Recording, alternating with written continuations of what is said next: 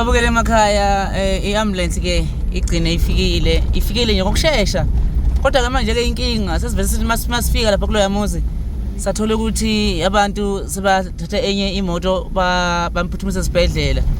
Ngokusho kwabo masibafonela ngoba masilokusiza la endleleni sifuna direction nje ifoni bebengasayibambi.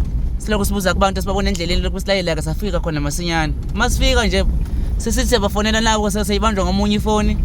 So yachaza ukuthi kunemoto abayizamile iyamphuthumise esibhedlela so sesibhedlela nje umntwana njengamanje ngoba vele bese sekubheda kakhulu kodwa ke sizama ukuthi sithole kubo ukuthi mhlawumbe kugcineke kuhamba kahle yini konke nokuthi nama update nje ke bese sikwazi ukuthi sireport back emphakathini. Siyabonga Mkhona TV kwaSikudada.